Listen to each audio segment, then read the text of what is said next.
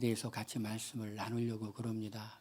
그리고 다음 주는 종료주일이고 그 다음 주는 부활주일이고 그리고 다시 한번 덕을 세우는 그리스도인의 삶에 대해서 말씀을 나누려고 그럽니다. 덕이라는 말은 오이코도메오라고 제가 말씀을 드렸죠. 오이코도메오라는 말은 집을 세운다 그런 뜻입니다. 오이코스는 헬라어로 집이고 오이키아도 헬라어로 똑같은 집을 의미합니다. 그 집을 세운다 그럴 때 오이코도메오라는 단어를 씁니다. 우리가 여기서 말하는 집은 단순히 집이 아니라 하나님의 집, 아버지의 집, 바로 교회를 말하는 거죠. 우리가 어떻게 하면 이 아버지의 집을 세우는 사람이 될까? 어떤 사람은 잘 세우는 사람이 있고 어떤 사람은 잘 못 세우는 사람이 있겠죠. 오늘은 그 네 번째로 우리가 아버지의 집을 잘 세울 수 있는 네 번째 방법, 겸손에 대해서 그 말씀을 나누려고 합니다. 겸손은 무엇일까요, 여러분? 겸손은 교만은 패망의 선봉이요 겸손은 존귀의 앞잡이다 라는 잠언 말씀이 있죠. 우리 교만하면 넘어지게 되고 그리고 겸손하면 다른 사람들이 귀하게 여겨주는데 다른 사람이 귀하게 여겨주기 전에 먼저 하나님께서 그를 귀하게 여겨주고 아껴주는 것, 그것이 겸손이죠. 우리는 겸손에 대해서 많이 말을 듣죠. 도대체 겸손이 뭘까? 성경이 말하는 겸손이 뭘까? 오늘 성경에는 이제 겸손이 이제 세 가지로 표현하고 있어요. 하나님의 본체시나 하나님과 동등됨을 취할 것으로 여기지 아니하시고 라는 말씀과 오히려 자기를 비워 종의 형체를 가지사 사람들과 같이 되셨고 자기를 낮추시고 죽기까지 복종하셨다. 그 십자가의 죽으심이라. 오늘 읽은 이 말씀에서 바로 겸손이 무엇인가를 잘 보여주고 있어요. 이 겸손이라고 하는 것은 이제 권리를 포기하는 거예요. 하나님의 본체시나 동등됨을 취할 것으로 여기지 아니하셨다. 예수님께서 하나님이신 신성을 포기한 것은 아니죠. 그렇지만 뭘 포기했어요? 하나님으로서의 권리를 포기하시죠. 높은 보좌에 앉으셔서 있을 그 권리를 포기하시고 그리고 그 다음에는 어떻게 합니까? 종의 형체를 가지사 연약한 사람의 모습을 갖는 것, 자기를 비운다라고 하는 것은 케노시스입니다. 헬라어 단어로 자기를 비운다라는 것, 자기 부인이죠. 우리 인간들에게 적용할 때는 내가 무엇인가를 할 수 있고 권리를 주장할 수 있음에도 불구하고 주장하지 않고 나의 권리를 포기하고 나를 부인하는 거죠. 그리고 한 걸음 더 나아가서 누구의 모습을 갖는 걸까요? 종의 모습을 갖는 것, 이것이 겸손이라고 말합니다. 세 번째 여기에 말씀해 보니까 겸손은 그냥 말로만 그냥 삶의 태도, 겸손한 모습이 아니라 정말 겸손은 행동을 유발하는데 죽기까지 순종하는 거예요. 진짜 겸손한 사람은 어떤 사람이냐? 순종하는 사람이 겸손한 사람이라는 것입니다. 오늘 이 빌립보서는 언제 기록했는가? 사도 바울이 옥에 잡혀 있을 때 바울이 기록했죠. 에베소서, 빌로서서, 골로새서, 빌레몬서를 우리는 옥중서신이라고 말하죠. 그 당시 로마에는 이렇게 겸손이라는 것은 그렇게 이렇게 아름다운 덕목이 아니었어요. 자부심, 영광 이런 것이 그 당시 로마인들에게 있어서는 덕목이었어요. 나를 자랑스럽게 생각하고 그리고 나를 드러내고 이런 것이 로마인들에게, 자유민들에게는 아주 당당한 것이라고 생각했어요. 겸손은 누가 갖는 태도일까? 겸손은 종이 갖는 비굴한 태도를 겸손이라고 생각했어요. 근데 바울은 성령의 감동으로 그리스도의 마음을 전하는데 이 그리스도의 마음을 전하는 곳이 어디였느냐면 바로 로마의 옥이었어요. 이 로마의 옥에서 정말 바울은 하나님의 말씀을 전하고 있는데 바울을 옥에 간 것은 로마의 권력이었고 로마의 힘이었죠. 복음을 전한다는 이유로 바울을 가두었죠. 바울은 로마에서 옥에서 편지를 쓰면서 너희들이 가질 것은 힘이야 돼. 너희들이 가질 것은 높은 자리에 오르는 것이야 돼. 라고 말하지 않았어요. 저는 이 성경의 말씀을 보면서 비록 로마인들이 바울을 옥에 가두기는 했지만 그의 영혼을 가두지는 못했구나. 하나님과의 교제를 가두지는 못했구나. 진리는 가두지 못했구나. 진리의 말씀이 옳다는 그 믿음의 확신을 꺾지는 못했구나.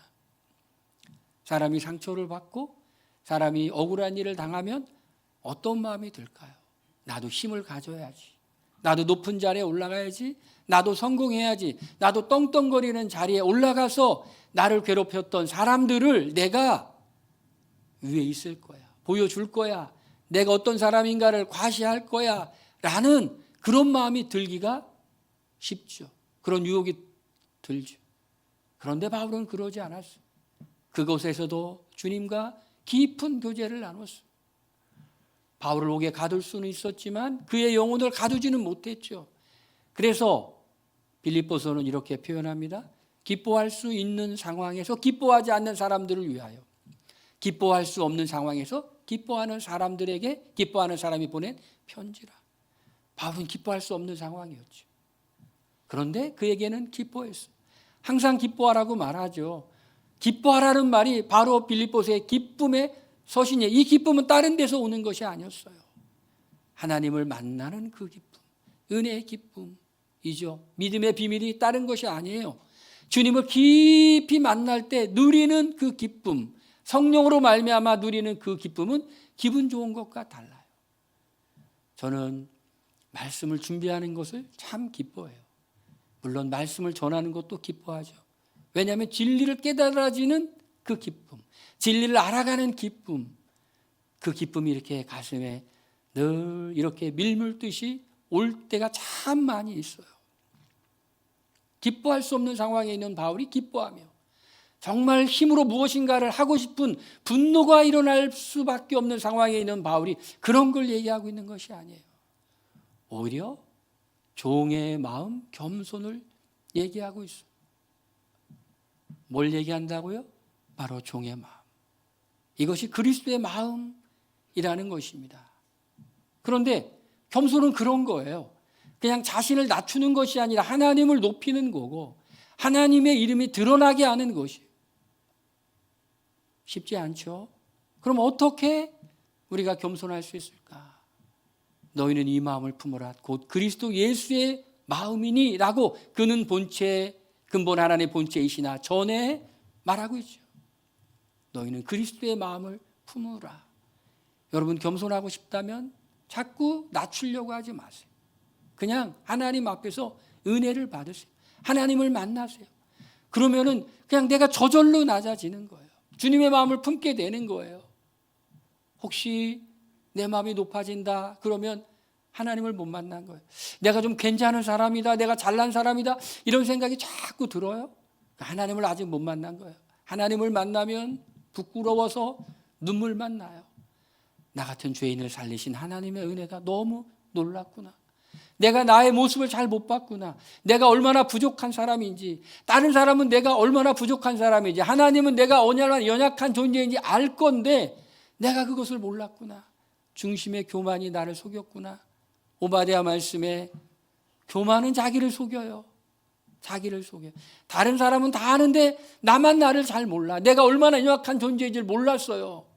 하나님, 내가 겸손하게 해주세요. 이런 기도가 아니라 그냥 하나님 나를 만나주세요. 혹시 마음에 용서하지 못하고 품은 분노가 있어요? 용서하게 해주세요라고 기도하기 전에 하나님 나를 만나주세요. 그럼 저절로 해결되는 거예요. 아무 일도 아닌 것처럼 되는 거예요. 우리가 품어야 될 마음, 그리스도의 마음, 이 마음을 품기 위해서는 우리가 어떻게 해야 될까? 주님, 내가 겸손한 사람이 되게 해주세요. 몸부림칠 게 아니라 그냥 그리스도의 마음을 우리의 마음에 품기 위해 그리스도를 자꾸 바라보면 돼요. 여러분, 성경 복음서를 자꾸 읽으면 부족한 우리의 모습, 연약한 우리의 모습, 정말 하나님의 본체이시만 자기를 비워 종의 모습으로 와서 죽기까지 제자들을 사랑하신 예수님의 모습 속에서 아무것도 아닌 우리가 얼마나 우리가 뭘 내세웠고 다른 사람에게 힘 있는 사람으로 보여주기 원했고 다른 사람에게 괜찮은 모습으로 보여주기 원했고 다른 사람에게 그럴듯한 사람으로 보여주기를 원했을까? 여러분 그런 생각 많이 하시죠? 다른 사람이 나를 어떻게 볼까? 나를 좀 괜찮은 사람으로 봤으면 좋겠다. 나를 좋은 사람으로 봤으면 좋겠다. 나를 좀 이렇게 그럴듯한 사람으로 봤으면 좋겠다. 나를 힘 있는 사람, 나를 믿음 좋은 사람, 나를 능력 있는 사람으로 봤으면 좋겠다. 그 생각하실 때가 많이 있잖아요. 그런데 그런 생각을 하면서 하나님은 지금 나를 어떻게 볼까? 라는 생각도 하십니까? 다른 사람의 시선을 의식하죠. 그런데 한 번 더, 한 걸음 더 나가서 우리가 하나님을 바라보면 말씀을 통해서 하나님과 교제하면 하나님은 지금 나를 어떻게 볼까? 혹시 마음에 섭섭함이나 분노를 품은 것조차도 우리가 자존심 상했다고 하는 그것조차도 하나님 앞에 서면 유치한 것이 될 수가 있어요. 내가 참 유치한 존재였구나. 내가 아무것도 아닌 것을 붙잡으려고 했구나. 내가 아무것도 아닌 것을 추구했구나. 우리가 그것을 버리려고 할 것이 아니라 우리가 그것을 놓으려 할 것이 아니라 주님을 붙잡으면 돼요. 그리스도의 마음을 품으면 돼요. 그리스도를 더 바라보면 돼요. 할렐루야. 그게 바로 겸손할 수 있는 거예요. 우리 자신이 누구인지 알면 우리는 그냥 겸손은 우리를 낮추는 게 아니에요. 우리가 누구인지를 아는 거예요. 겸손은 그냥 주님을 높이는 거예요. 우리 삶의 방식이에요. 저절로 낮아질 수밖에 없어요. 우리가 우리 자신을 모르니까 안 낮아지지. 우리 자신이 누구인지 알면 저절로 낮아지고 주님을 저절로 높이게 됐어요. 언제요? 예수님의 마음을 품을 때. 예수님의 마음은 언제 품어요? 예수님에 대해서 자꾸 묵상하면 예수님의 마음을 품게 돼요.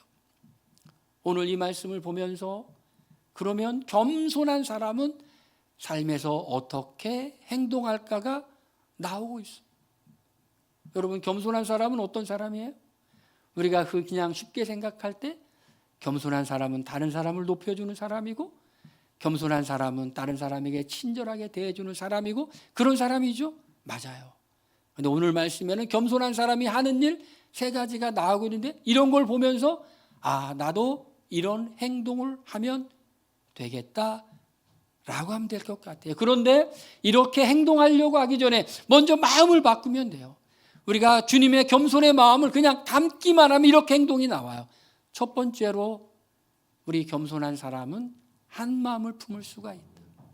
그러므로 그리스도 안에 무슨 권면이나 사랑의 무슨 위로나 성령의 무슨 교제나 긍휼이나 자비가 있거든 마음을 같이 하여 같은 사랑을 가지고 뜻을 합하여 한 마음을 품어.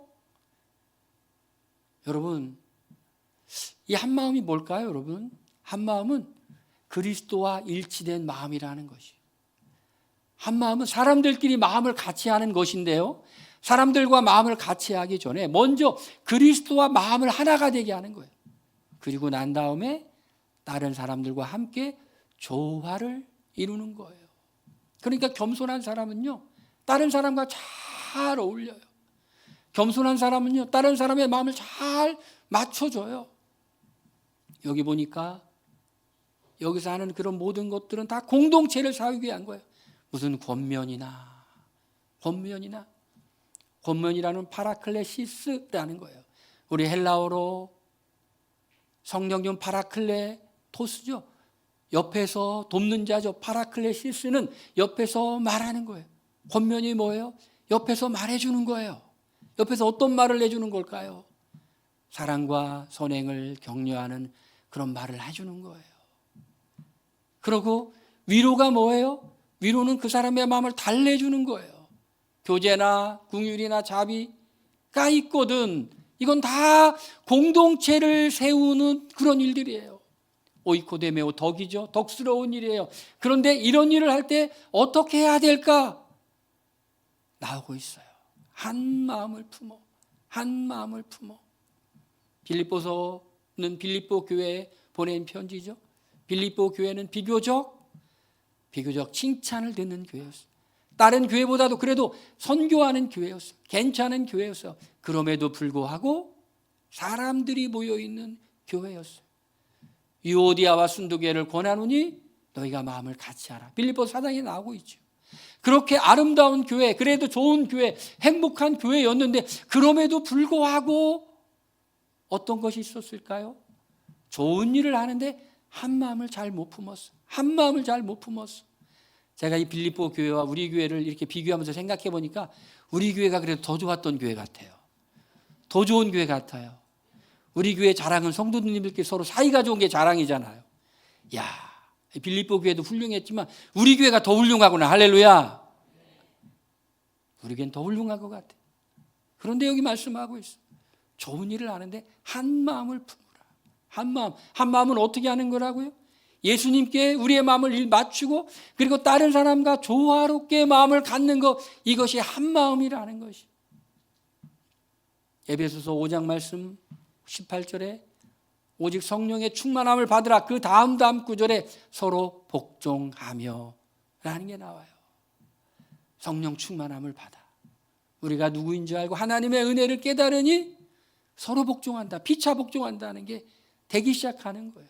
피차 복종한다는 것은 다른 사람을 존중해주고 다른 사람을 귀하게 여겨주고 다른 사람을 아름답게 여겨주는 상태가 바로 피차 복종하는 거예요. 여러분 혹시 농담을 하더라도 성경에는 희롱의 말이 마땅치 않다라고 했는데 에베소서에 거친 농담이라는 거예요. 혹시 다른 사람에게 농담을 하더라도 여러분 다른 사람의 기분을 좋게 하는 농담을 하세요. 다른 사람을 깎아내리거나 다른 사람을 기분 나쁘게 하거나 다른 사람에게 모욕감을 주거나 그런 농담을 하면 안 돼요. 농담을 하더라도 상대방을 기분 좋게 그런 농담을 해야 돼요. 제가 이렇게 사람들을 보면은 말에 실수가 많은 사람들이 많아요. 우리가 말의 실수를 많이 안 하려면 말을 줄여야 되고 말을 하려면 침묵보다 귀한 말을 해야 되겠죠. 어떻게 하면 격려해 줄까? 어떻게 하면 위로해 줄까? 어떻게 하면 용기를 줄까? 이건 따뜻한 마음에서 나오는 거예요. 따뜻한 말은 따뜻한 마음, 따뜻한 마음은 주님의 따뜻함이 우리 안에 머물러 있을 때 따뜻한 말이 나오는 거예요. 그런데 가끔 보면 농담을 하는데도 농담에 뭐가 있어요? 뼈가 있죠. 그 뼈를 가만히 보면은 이렇게 다른 사람을 이렇게 마음을 불쾌하게 하는 사람들을 제가 가끔 이렇게 봐요. 그럼 이런 생각을 합니다. 아직 좀 멀었구나 라는 생각을 해요. 겸손이 뭐예요? 한 마음이에요. 한 마음. 다른 사람과 내가 마음을 맞춰줄 수 있는 거예요. 내가 주님과 일치해가지고 다른 사람과 좋아할 수 있는 거예요. 그냥 일본 말을 좀 섞어서 말하면 독고다이가 되지 않는 거예요. 독불장군으로 막 나가는 사람들이 있죠. 왜 그럴까요? 교만해서 그런 거예요. 겸손한 사람은 그래서 잘 조화를 이루어요. 두 번째, 겸손한 사람은 이 말씀을 보니까 이런 말씀이 있어요. 좋은 일을 하는데 자신을 내세우지 않는다라는 것이.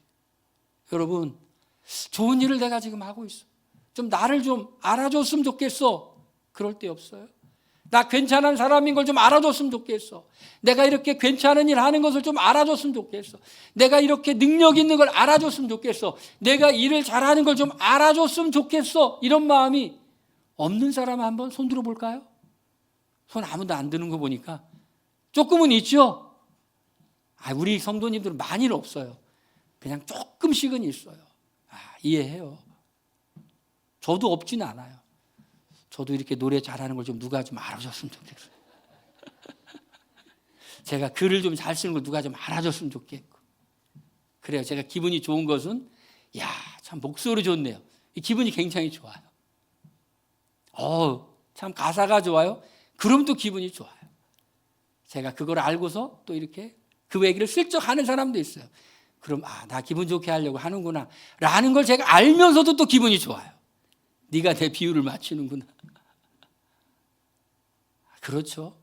그게 너무 과하면 안 돼요. 너무 티나면 안 돼요. 그럼 내가 좀 잘하는 거 좀 알아봤으면 좋겠잖아요. 근데 여기 보니까 아무 일이든지 다툼이나 허영으로 하지 말고 오직 겸손한 마음으로 각각 자기보다 남을 낮게 여기고 라고 되어 있어요. 겸손한 사람이 피해야 되는 두 마음, 다툼과 허영이라는 거예요. 다툼은 뭐예요? 주장하는 자세, 주장하는 자세. 공동체를 이루려고 할 때 막 주장하고 내 의견만이 옳다고 말하는 그 자세. 그러니까 뭐를 일으켜요? 다툼을 일으킨다라는 것이에요. 겸손한 사람은 피차 복종하는 마음으로 가능하면 말도 예쁘게 해요. 이렇게 했으면 어떻겠냐고, 이렇게 하면 안 되겠냐고, 내가 궁금해서 질문하는 건데 이렇게 이런 식으로 이렇게 상대방을 충분히 존중해 주면서도 할 말을 이렇게 예쁘게 듣기 좋게 하는 거예요. 그런데 다툼을 일으키는 사람은 좋은 일을 하는데도 이렇게 상대방을 배려함이 없이 할 때 다툼을 일으켜요. 허영이라는 건 뭐예요? 허영은 좀 나를 좀 나의 본래의 모습보다도 훨씬 더 좀 멋진 사람으로 알아주기 원하는 그런 거예요. 그냥 내가 좋은 사람으로 알아주기 원하는 그 마음을 넘어서 내 본래의 모습보다도 훨씬 더 괜찮은 사람으로 알아주기 원해서 과장하는 게 허영이에요. 누가 이럴까요? 허세를 부리고, 또 이해해요. 또 남자들도 약간 허세가 있어, 그죠? 허세를 좀 빼야 되는데, 내가 뭐 다 할 수 있다고 하고, 뭐 내가 뭐 다 이렇게 뭐가 들어가요? 허세가 들어가죠. 허세를 쭉 빼야 돼요. 허세, 허영, 나를 과시하려는 그 마음을 확 빼야 돼. 우리 교인들은 거의 없어요. 다 약간씩 있어요. 약간씩. 근데 그것조차도 이렇게 겸손한 사람은 하지 말라는 거예요. 오직 겸손한 마음으로 자기보다 남을 낮게 여기고. 여러분, 우리 산상순의 황금률 있잖아요. 그죠? 대접을 받고자 한 자로 남을 대접하라고. 여러분, 제일 행복할 때는요, 누가 여러분을 이렇게 존중해 줄 때 행복할 거예요. 다툼이나 주장하는 자세나 나를 과시하려는 마음이 아니라 나보다 남을 낮게 여기는 그 사람을 존중해 주는 그 마음. 혹시 실수하고 틀렸을지라도 모른 척 해주는 그 마음. 이 겸손한 사람이 할 수 있는 거예요. 정말 훌륭한 사람들은 상대방이 잘못했을 때 어마어마한 일이 아니면 그냥 넘어가 주기도 해요. 그 사람이 잘못한 것을 알려주면 무안해할까 봐 이렇게 넘어가 주기도 해요. 저도 이렇게 보면은 어떤 분이 이렇게 헬라어로 교회 이름을 줬는데 잘 모르고 있더라고요. 그래서 내가 살짝 얘기를 했는데 막 또 아니라고 우기더라고요. 그래서 내가 그 다음에 얘기를 안 해줬어요. 왜냐하면 내가 거기서 얘기해주면 무안할까 봐. 헬라어로 길이라는 단어가 호도스예요. 호도스. 근데 그 앞에 정관사가 있는데 해예요. 해 호도스. 그런데 그분은 호가 정관사고 도스가 길이라고 자꾸 우기는 거예요. 그래서 내가 그게 아니라고 했는데도 자꾸 우기는 거예요. 그래서 그냥 내비뒀어요. 요한복음 14장에 내가 길이요 진리요 생명이니 해 호도스, 해 쪼에, 해 아레세야 이렇게 돼 있어요. 제가 왜 그걸 잘 알까요? 제가 그 부분을 논문을 썼기 때문에 알 수밖에 없어요. 우기는데 가만히 뒀는데 나중에 시간이 지나니까 누가 얘기해 줬는지 그때 알고 있더라고요. 내비뒀어요. 저도 그런 실수를 한 적이 있을까요? 없을까요? 저도 있어요. 저도 미숙할 때 정말 외국에서 유학하고 정말 카이스트에서 박사 공부해서 학위 받으신 분들 앞에서 영어로 막 설명했는데 나중에 알았더니 잘못 설명한 거예요. 근데 그분들이 워낙 인격이 훌륭하니까 그 자리에서 내비둬요. 까불도록 내비둬요. 까불도록 내비둬. 나중에 알았어. 잘못 얘기했구나. 모르는 척 해주는 자기보다 남을 낮게 여기는 그 마음. 여러분 그럴 때 기쁘잖아요. 그죠? 잘못을 막 그 순간에 바로 알려주고 막 지적하고가 아니라 그냥 내비둬. 혹시 기회가 있으면 조용히 알려줄 게 있으면 알려주고 안 그러면 내비두면 또 알게 돼요. 자신을 내세우지 않으면서 의리를 해요. 세 번째로 겸손한 사람은 각각 자기 일을 돌볼 뿐더러 또한 각각 다른 사람의 일을 돌보아 나의 기쁨을 충만하게 하라. 겸손한 사람은 자기만 아는 사람이 아니라는 거예요. 어떤 사람이라고요? 다른 사람의 필요와 관심을 살피는 사람이라는 것이에요. 겸손히 낮아져 있으면 다른 사람의 필요를 보게 돼요. 하나님이 보여주세요. 그만한 사람은 그냥 자기밖에 못 보지만 겸손한 그리스도의 마음을 품으면 다른 사람도 이렇게 보게 돼요. 예수님의 마음을 품으라고 했죠? 예수님은 아쉬울 게 없으신 분이에요. 그렇지만 종의 형체로 오셨어요. 그리고 섬기는 거예요.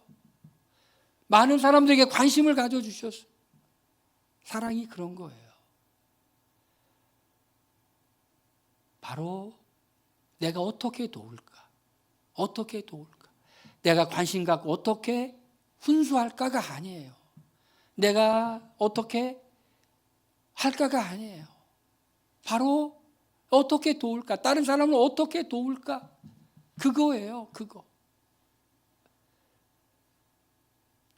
우리가 이렇게 겸손하게 살아갈 때 우리가 어떻게 될까요? 이러므로 하나님이 그를 지극히 높여 모든 이의 이름에 뛰어난 이름을 주사 하늘에 있는 자들과 땅에 있는 자들과 땅 아래에 있는 자들로 모든 무릎을 예수의 이름에 꿇게 하시고 모든 입으로 예수 그리스도를 주라 하시나 하나님 아버지께 영광을 돌리게 하셨느니라. 예수님이 정말 죽기까지 순종하셨죠. 정말 겸손은 어려운 것 같아요. 순종도 그냥 순종이 아니에요. 죽기까지 순종하셨어요. 그랬더니 하나님께서 예수님을 높여주셔서 사람들이 예수님을 알아보게 하고 예수님을 찬양하게 하고 예수님을 예배하게 하고 그랬다는 거잖아요. 겸손의 결과는 하나님이 예수님을 높이신 것처럼 우리가 우리를 높이려고 하지 않아도 아름다운 모습이잖아요. 하나님이 드러내 주시고 하나님이 알게 해 주시고 그런다는 거예요. 여러분 너무 걱정하지 마세요. 내가 좋은 사람인데 다른 사람이 나를 몰라보면 어떻게 할까? 걱정하지 마세요. 절대로 걱정하지 마세요. 잘 알고 있어요. 내가 정말 좋은 사람인데 나를 나쁜 사람이라고 생각하면 어떻게 할까? 걱정하세요. 여러분 절대로 걱정하지 마세요. 다 시간이 흘러가면 알게 돼 있어요. 우리가 진짜 걱정할 것은 우리가 나쁜 사람인 걸 다른 사람이 정말 알아보면 어떻게 할까? 이게 걱정할 거예요. 그러니 우리가 하나님 앞에서 하나님 내 심령을 변화시켜 주세요. 그리고 우리 심령이 변화돼서 그냥 주님 바라보고 살아고 그리스도의 마음 품고 살아가면 다 주님이 알게 해주시는 그 은혜. 그때까지 우리는 그냥 죽기까지 순종만 하면 돼요. 할렐루야. 우리 시간에 우리 함께 기도하겠습니다. 자, 이 공동체를 세우는 이 겸손. 좋은 일을 할 때도 나를 드러내지 않고 좋은 일을 할 때도 오직 주님만 드러내게 주님 하게 하여 주시옵소서. 아름다운 조화를 이루게 해주세요. 하나님. 다른 사람을 잘 돕는 사람 되게 해주세요. 우리 말씀 생각하면서 우리 합심해서 기도하겠습니다.